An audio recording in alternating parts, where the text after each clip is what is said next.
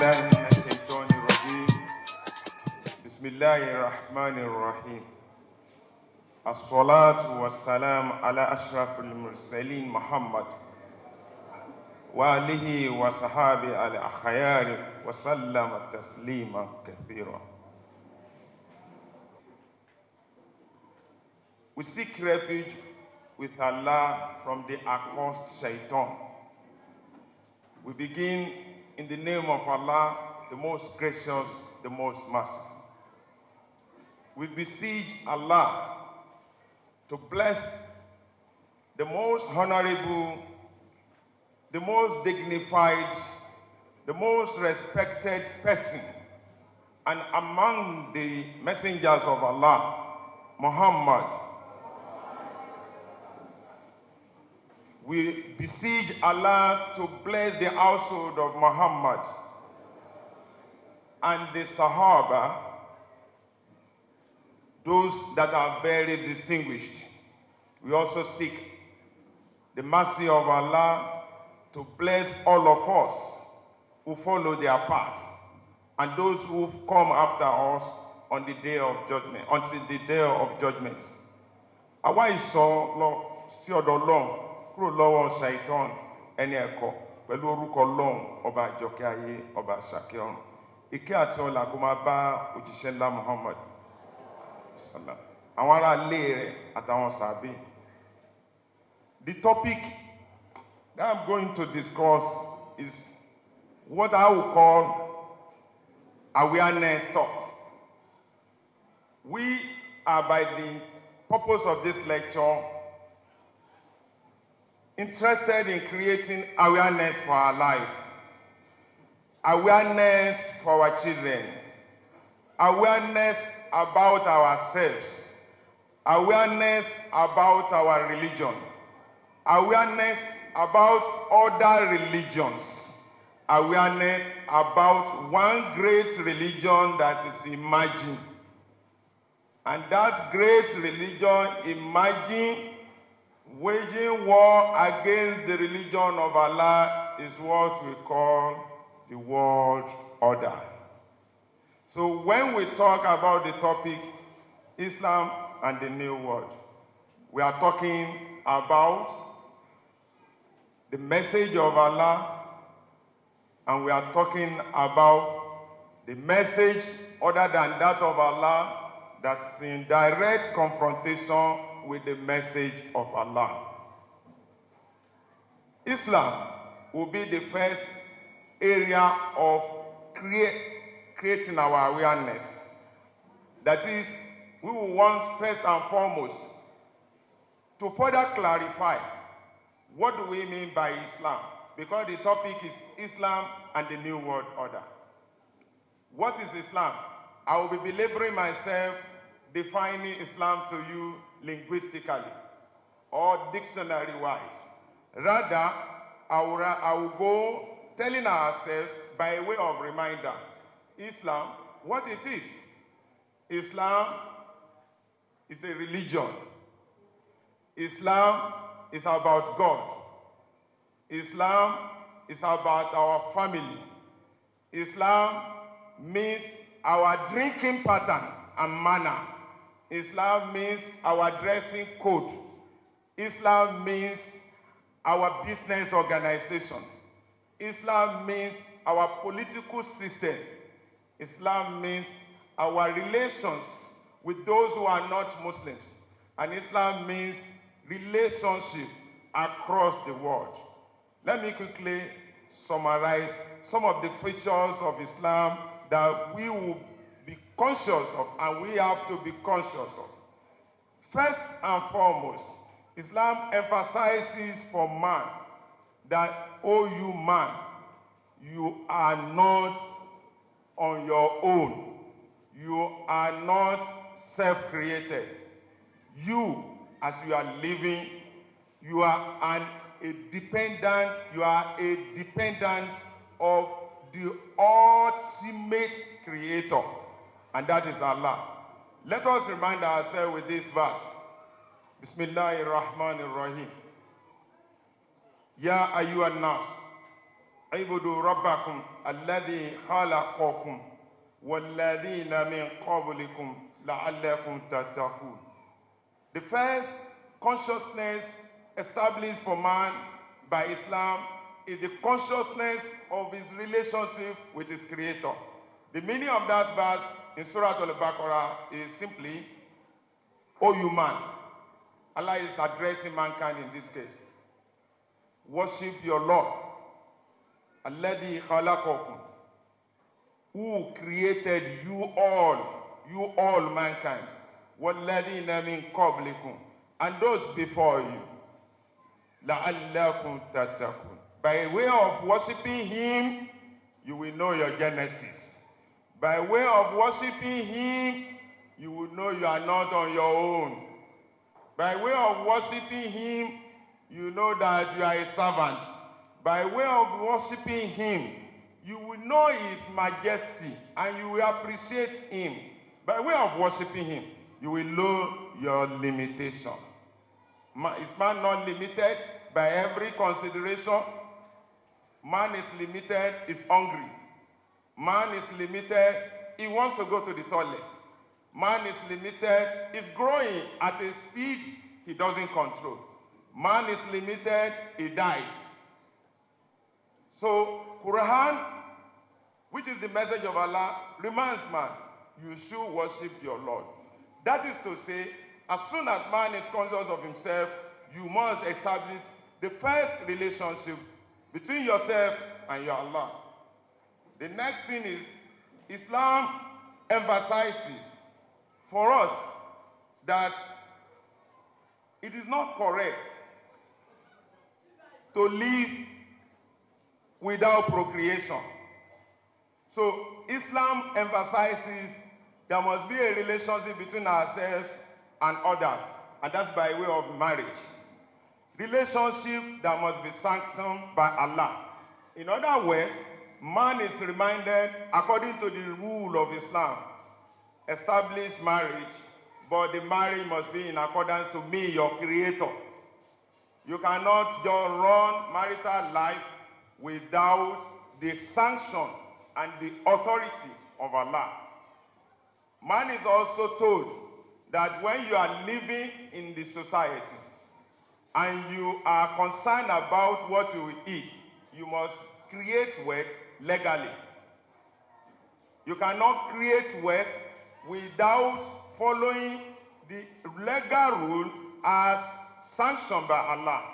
So, wealth generation must be very, very genuine.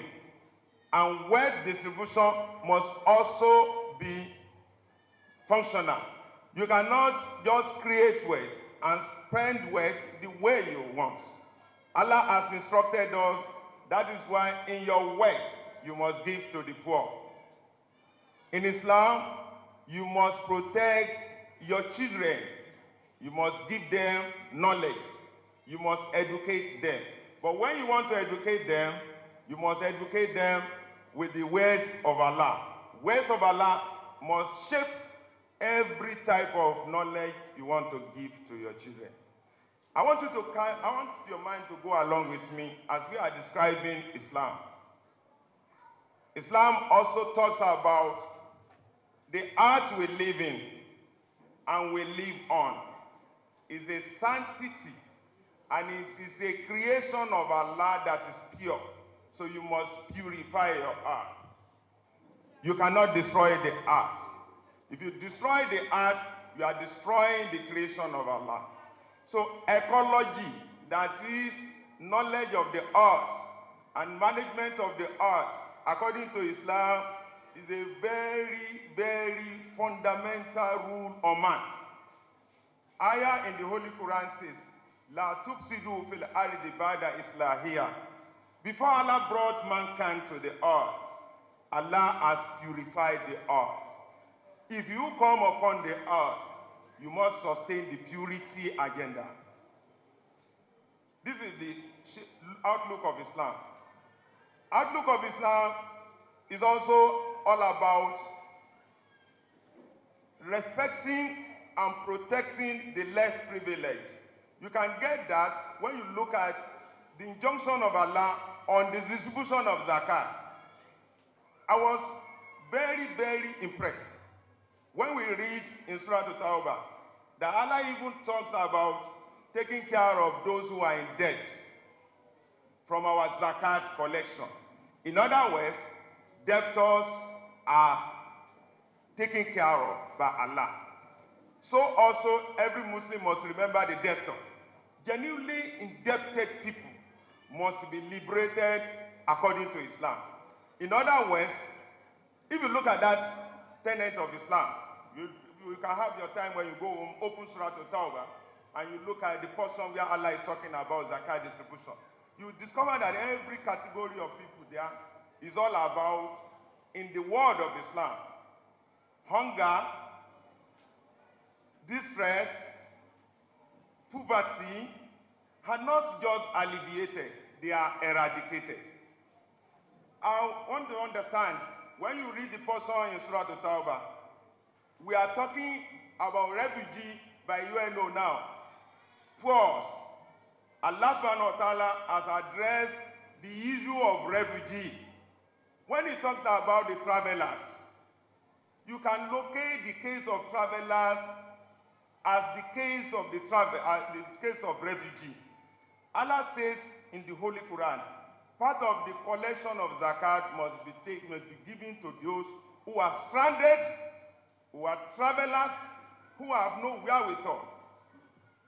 Islam respects all human beings. That is why when we talk about Sharia, people say Sharia is for the Muslims. If only the world could turn to Sharia, they will know that that is a liberator for them from the shackles, from the chains, from the slavery of what is in vogue now. By the time we discover the New World Order, we will know that all of us are in shackle, in chains, in slavery, even in spite of democracy, out loud and loud propaganda. So Islam emphasizes very strongly the need to protect all categories of people in the world and the need to protect those who are helpless. In the dictum of capitalism, which is a way of life by the non-Muslims, they say the survivor is of the fittest. That is, those who are strong can only survive. Those who are weak can only perish. In Islam, I'm saying this, and I want all of us, most of us we are not so much interested in reading the meaning of the Quran. Some of us in Ramadan like this, we will read the whole Arabic portion of the Quran. But when we ask ourselves, what do we learn from what we have read? We don't have anything to say. Whereas messages for the entire mankind are very much provided in the Quran. International matter is handled by Islam as a worldview, as a way of life, as prescribed by Allah, the creator of mankind, as the most, the just, the fair, the equitable, the merciful, and the compassionate way of life for mankind.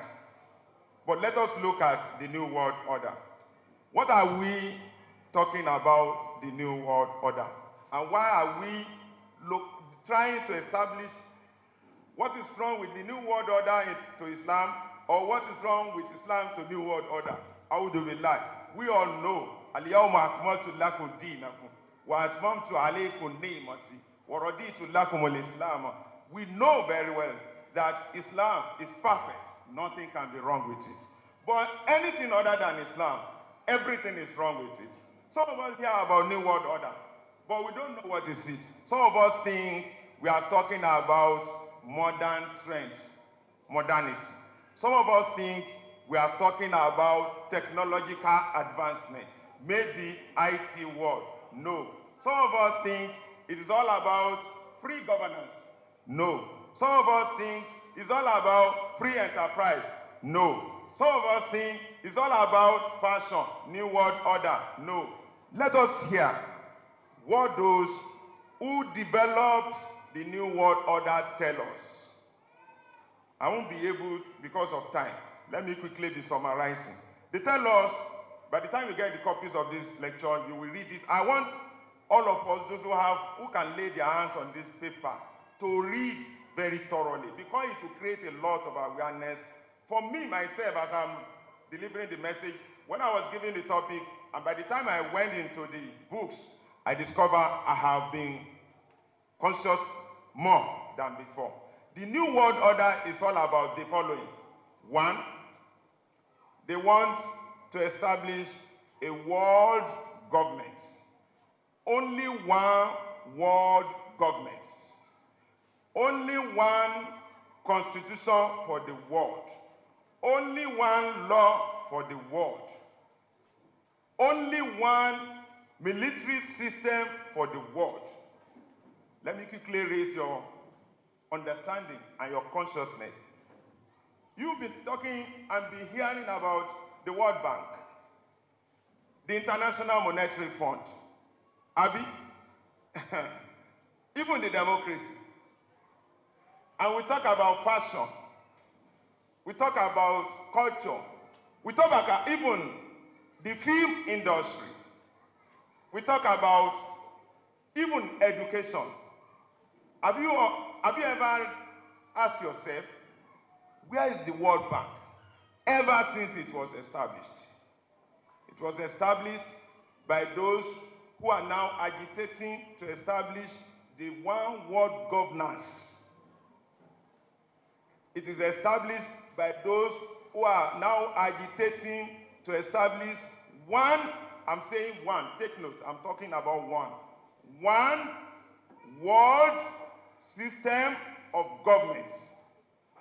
One world system of economy. The same thing by IMF and World Bank. Those of us that read international relations will know that they are sister organizations.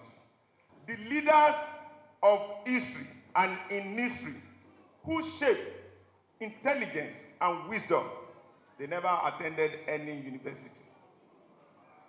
Have you ever heard about Luqman? Some of us call him Anabi Luqman. Some of us will say it is not Anabi. That is controversy. But what I know is that Allah has remembered us, has reminded us, and has remembered Luqman as one great sage. And Luqman, for your information, was a slave. Was a slave. But look at what Allah has said. Bismillahirrahmanirrahim. Walakodi atayna Luqmana al-hikmata. Al-hikmata.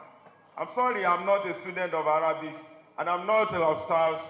I am not Ustadz. But Luqman just calls me Ustadz. I'm a student of journalism. I'm a student of international relations. I don't know why Ustadz has come my way. So I'm Abdul, Hafeez, Salahudeen. A point of correction. So, but they told us we have to read Quran. In the Quran, Allah says, "Walaqad atayna Luqman al-hikmah." We have given Luqman al-hikmah.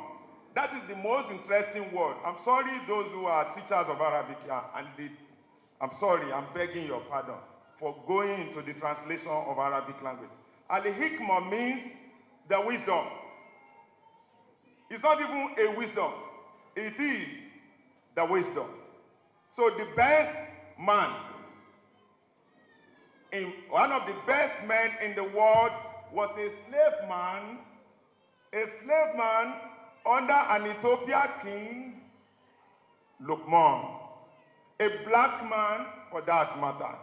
Allah said he has endowed him. If you are looking for wisdom, go and look for wisdom from him. So don't let us be deceived. Whenever we are talking about the global issue like this, if you do not read beyond our nose, the scholars will confuse us. There is nothing good for mankind, and especially for Muslims, in the trends of the following matters. The trend of politics as prominent as it is today, which is democracy. There is nothing good in the trend of economy as prominent as free enterprise in the world today. There is nothing good about UNESCO organization. Because I told you, those who establish this, they have agenda, and their agenda is being carried out. I have two questions. So far, so does. How many great nations are borrowers from World Bank? So far, so does. How many nations of the development level are indebted to IMF or World Bank? But we know the world, the third world, including the African countries and the developing world, the Muslim countries, are the prey, are falling the prey and the victims of these international things. The New World Order says, among other things, we are going to establish a world religion which will instill in the man that there is no trust in providence. They have said this in this language I am quoting to you. We are going to struggle and struggle very seriously to establish a world religion which will replace trust in the providence and will put development in planning. And that's why when you do a business and you fail, someone will come around, maybe from the accounting level or from economic perspective, in spite of whatever effort you must have made, he will tell you, no, you did not do your planning properly. Maybe that is why today in the world, or let me say today in Nigeria, economic bankruptcy has been attributed to the most intelligent accountants. And when that happens, we can put it to them, do you now see that it is not all about planning, but all about God? Because when God does not want you to have your way, you cannot have your way. They said they want to establish world religion. They also said they are going to create this following in order to move the minds of the people. They will create corruption in the social life such that when it becomes massive and so pervasive and so much all over, people will never talk about morality again. They also say, this is a book, we are not just saying this out of sentiment. They have their documents, but our journalists will never publish such documents. They dare not do that, because he who calls the piper dictates the tune. They said they will raise the corruption in the minds of people. And then you all will think it's no longer a question of ethics. Unconsciously, we are falling prey. They also said, because I don't have time, they will create a system. They have three-level approach. They call it three-level approach, which includes the following. For all the nations, problem, reactions, solution. Those who are pursuing and establishing the world order. How do they create problem? They will raise opposition level in a government, in a given nation. They will sponsor the opposition. Then they will fight the nation. When they fight the nation, the two will fight themselves. When they fight themselves, when they are fighting themselves, that is the reaction level. When the reaction level is at the crescendo, that's at the top tier, then you will call UNO or NATO to come and settle the matter. When they come to settle the matter, solution will come. You have to step down, leave the government. We are going to settle for you. When they want to settle for you, they put their people there. Are you not aware what is happening all over? I don't have time. If I had the time, I would have read a lot of quotations from their members. The international system, which is the new order, it is not all about, we are talking about modernity. They said they will create problem, you will react, and then there will be solution. And no solution except from them. You know, each time there is civil war, you know what happens. Civil war, whenever it happens. In Egypt, I was saying about Egypt. Egypt cast vote before they cast the vote, they said, Mubarak, you have been serving the Western interests all these years. It is high time you went. And in spite of that, in spite of that warning from the people, Mubarak insisted. You know, at that time, those of you that are following the event, we were thinking that America would say, this is the people's boss. Mubarak, leave the office now. They were just advising the people, be patient. Oh, be patient. We are going to resolve the matter.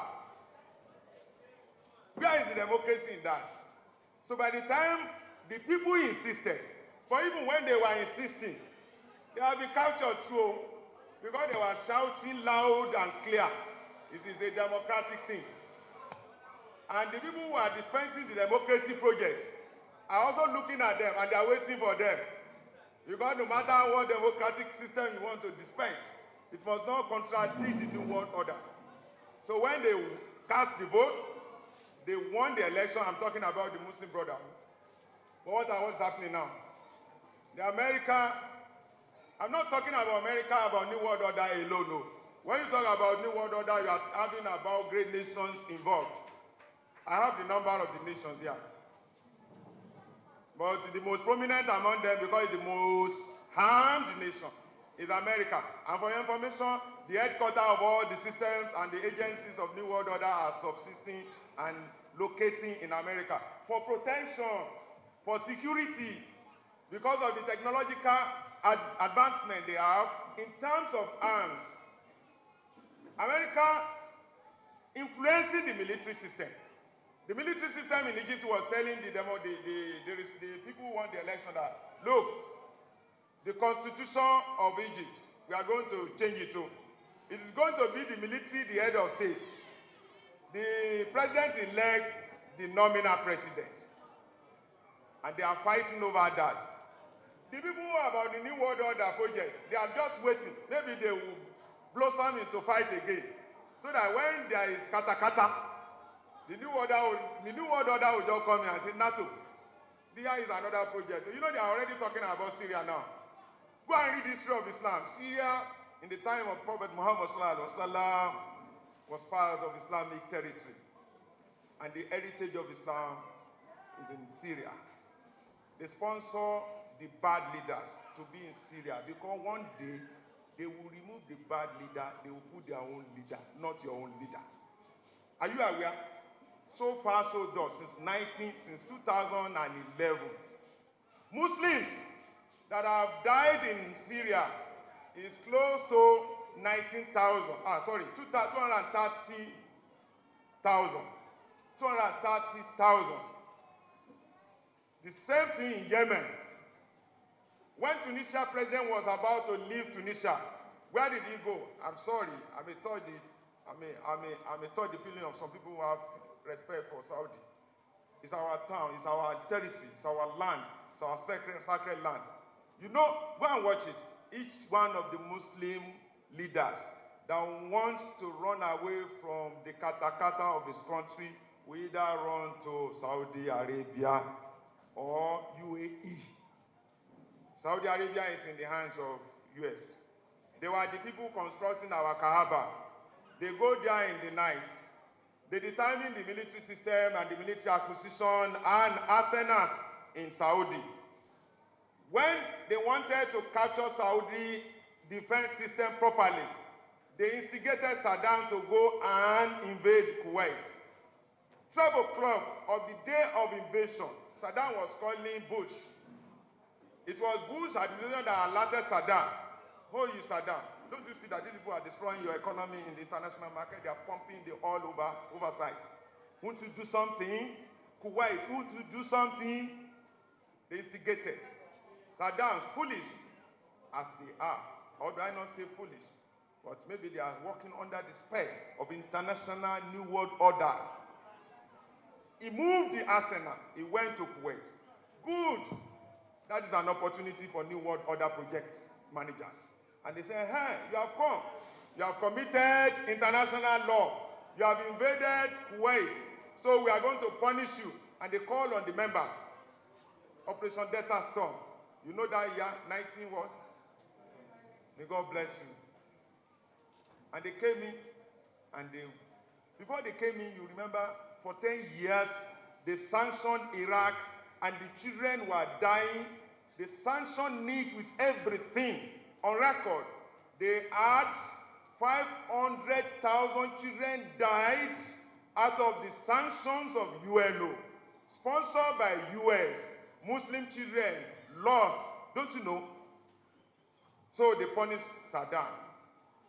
But who punished America when it went to Iraq? Who punished it? Allah. Allah will punish it. Wallah. Look, I have to round off because the time is not on my hand. You see, I won't be able to run a very good or satisfactory conclusion because I don't want to hurt the feeling of the managers of the program. My dear brothers and sisters, I want to round off. Be wary. You have heard about your faith. Your faith is a world system of living that will prepare you comfortably and will give you Al-Jannah. But those who are behind the New World Order, those of you are just a New World Order, it's a New World Order. It's a New World Order. It's the coming of Satan. And if you are not careful, if you don't open your eyes, if you don't know Islam thorough, you will be consumed. May Allah save our souls. Assalamu alaikum wa rahmatullahi wa barakatuh.